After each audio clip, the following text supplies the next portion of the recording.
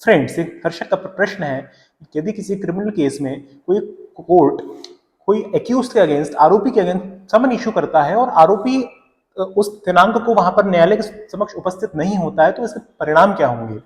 तो सबसे पहले हम समझते हैं कि सेक्शन 61 से लेकर सेक्शन 90 ऑफ सीआरपीसी 1973 समन्स और वारंट के बारे में चर्चा करते हैं। सबसे पहले अगर न्यायालय को कोई फिटनेस है या कोई आरोपी है, कोई पर्सन है, उसको अपने पास बुलाना होता है तो उसको एक लिखित समन इशू करते हैं। समन आपके पास आने के बाद अगर आप नहीं उपस्थित होते हैं तो माननीय सुप्रीम कोर्ट ने Inder Mohan Goswami versus state of Uttaranchal 2007 के अंतर्गत इस बात को स्पष्ट किया था कि सबसे पहले न्यायालय जो है आरोपी को या कोई और व्यक्ति को सबसे पहले समन इशू करेंगे। उसके बाद अगर व्यक्ति उपस्थित नहीं होता है तो सेक्शन 70 सीआरपीसी के अंतर्गत एक बेलेबल वारंट ऑफ अरेस्ट ऐसे व्यक्ति के अगेंस्ट इशू होगा। उसके बाद भी अगर कोई व्यक्ति उपस्थित नहीं होता है तो थर्ड हियरिंग में, थर्ड टाइम में एक non bailable warrant of arrest under section 73 of CrPC 1973 के अंतर्गत इशू होगा, जिसमें जो पुलिस अथॉरिटीज हैं उनको बस इतना इंस्ट्रक्शंस होगा कि ऐसे व्यक्ति जहां भी हो, आरोपी जहां भी हो, उसको पकड़ के न्यायालय के सामने लेके आइए। और इसका औचित्य भी बस इतना ही होता है आपकी अरेस्ट का या कोई जो एक आरोपी है उसके अरेस्ट का, कि व्यक्ति न्यायालय के सामने उपस्थित हो जाए बस।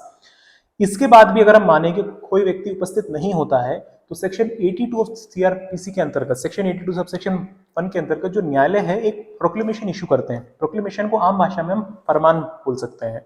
उसमें होता यह है कि जो आपका निवास स्थान है जहां पर आप रहते हैं और जो न्यायालय का प्रांगण है जहां पर नोटिस वगैरह लगते हैं, वहां पर ये जो आपका समन है ये एफिक्स कर देते हैं।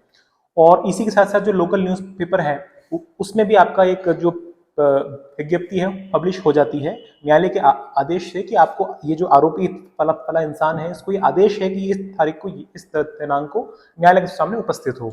ऐसा मानेगी उसके बाद भी अगर कोई व्यक्ति न्यायालय के सामने उपस्थित नहीं होता है तो सेक्शन 83 के अंतर्गत जो भी ऐसे व्यक्ति की जो निजी संपत्तियां हैं, प्रॉपर्टीज हैं, मूवेबल प्रॉपर्टी, इमूवेबल प्रॉपर्टी, उसको न्यायालय अटैच कर देता है। न्यायालय अटैचमेंट ऑर्डर निकाल सकते हैं।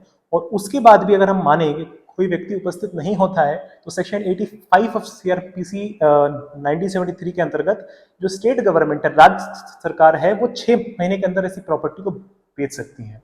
इसी के साथ साथ आपके लिए जानना बहुत इंपॉर्टेंट है कि प्रोक्लेमेशन इशू होने के बाद अगर कोई व्यक्ति उपस्थित नहीं होता है तो सेक्शन 174A ऑफ आईपीसी 1860 के अंतर्गत भी अपराध है और ऐसे व्यक्ति को 3 साल से लेकर 7 साल तक का इम्प्रिजनमेंट हो सकता है और फाइन भी अलग से उस पर इंपोज हो सकता है।